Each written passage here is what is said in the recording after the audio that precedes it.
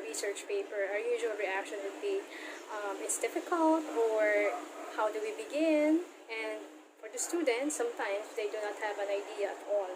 So I hope in this video lesson, I could give you a glimpse of what research is by getting familiar with some of the research terms used in it. And for our class objectives, get familiar with technical terms used in research. Determine the importance of research. Use formal language on writing a research paper.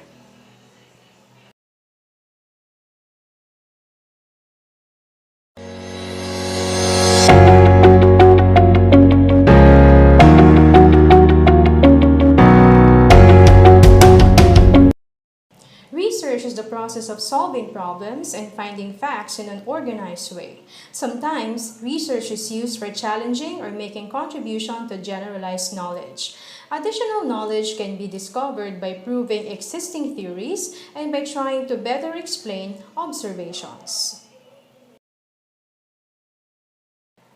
Research is a systematic, formal, rigorous, and precise process employed to gain solutions to problems or to discover and interpret new facts and relationships. Research is a careful and detailed study into a specific problem, concern, or issue using the scientific method. This is best accomplished by turning the issue into a question with the intent of the research to answer the question.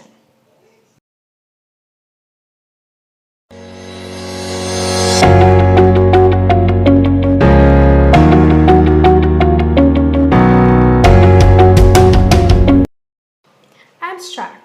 An abstract is a brief summary of a research article, thesis, review, conference proceeding, or any in-depth analysis of a particular subject and is often used to help the reader quickly ascertain the paper's purpose. Random assignment is how you assign the sample that you draw to different groups or treatments in your study. Background of the study. Research background is a brief outline of the most important studies that have been conducted so far, presented in a chronological order. Research background should also include a brief discussion of major theories and models related to the research problem.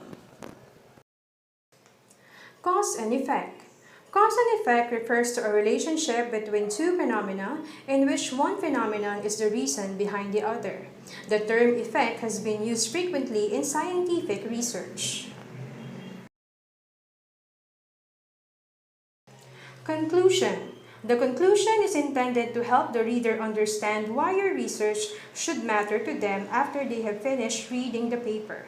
A conclusion is not merely a summary of your points or a restatement of your research problem, but a synthesis of key points. Data.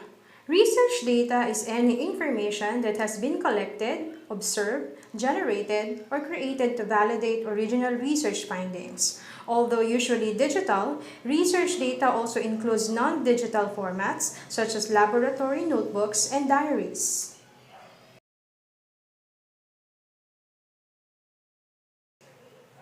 Experiment. An experiment is a procedure carried out to support, refute, or validate a hypothesis. Findings. The principal outcomes of a research project, what the project suggested, revealed, or indicated. This usually refers to the totality of outcomes rather than the conclusions or recommendations drawn from them.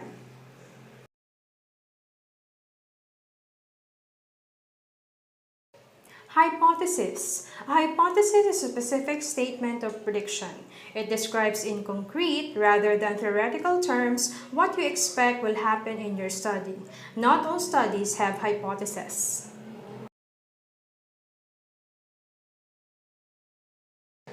Manuscript. A manuscript is a work that an author submits to a publisher, editor, or producer for publication. An accepted manuscript reviewed but not yet in a final format, distributed in advance as a preprint. Methodology. Research methodology is a specific procedures or techniques used to identify, select, process, and analyze information about a topic. In a research paper, the methodology section allows the reader to critically evaluate a study's overall validity and reliability. Questionnaire. A questionnaire is a research instrument consisting of a series of questions for the purpose of gathering information from respondents. Questionnaires can be thought of as a kind of written interview.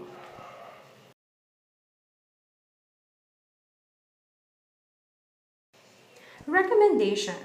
Recommendations are based on the results of your research and indicate the specific measures or directions that can be taken. Therefore, implications signify the impact of your research, and recommendations might be concrete steps or actions that the research proposes. Reference. A reference page is the last page of an essay or research paper that has been written in APA style. It lists all the sources you have used in your project, so readers can easily find what you have cited. Relationship. A relationship refers to the correspondence between two variables. Research. The systematic investigation into and study of materials and sources to establish facts and reach new conclusions.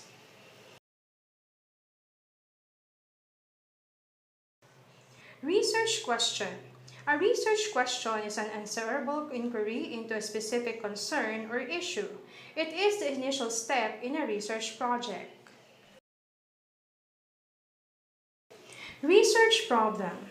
A research problem is a statement about an area of concern, a condition to be improved, a difficulty to be eliminated, or a troubling question that exists in scholarly literature, in theory, or in practice that points to the need for meaningful understanding and deliberate investigation.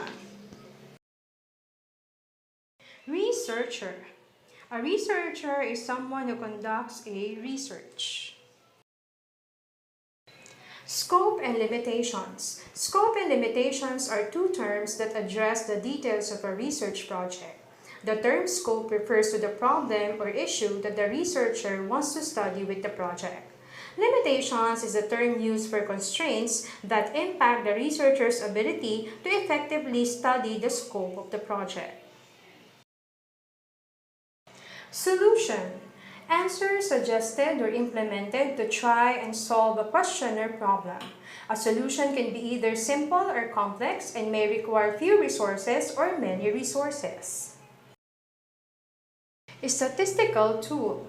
These are statistical methods involved in carrying out a study, including planning, designing, collecting data, analyzing, drawing meaningful interpretation, and reporting of the research findings. The statistical analysis gives meaning to the meaningless numbers, thereby breathing life into a lifeless data.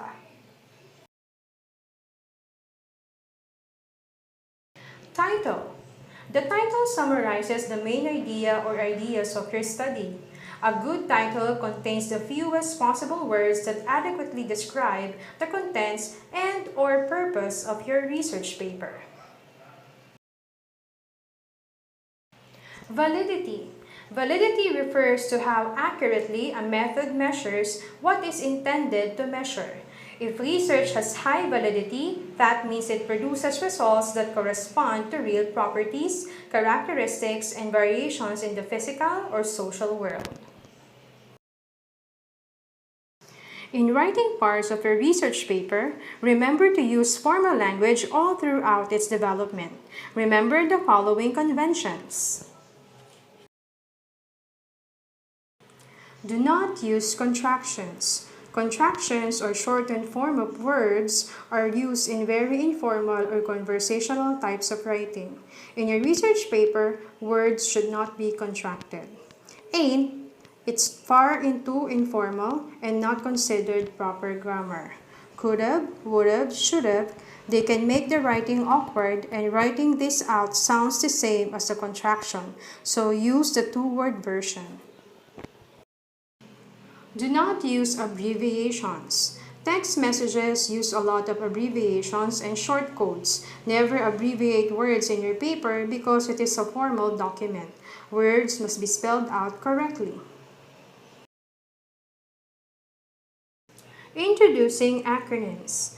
Introduce every acronym before using it in the text. The first time you use the term, put the acronym in parentheses after the full term. Thereafter, you can stick to using the acronym.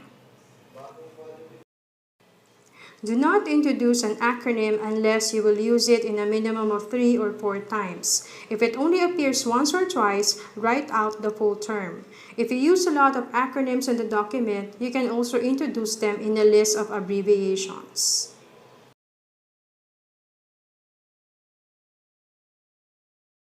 There are some extremely common acronyms that do not need to be introduced. However, the list is small. Some examples of acronyms that don't need to be spelled out include countries and organizations,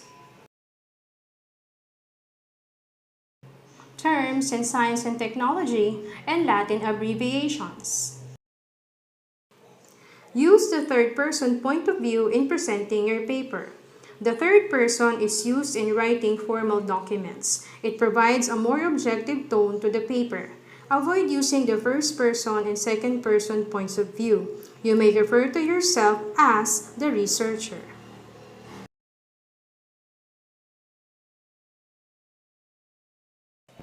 Use the passive voice as needed. In writing your paper, use the passive voice for a more formal and objective tone.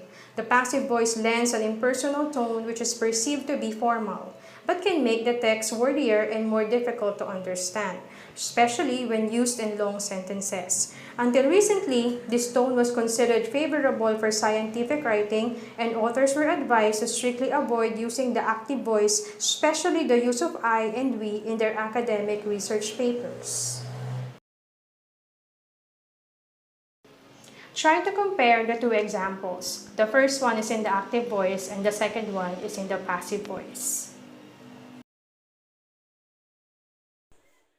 So that's it for today.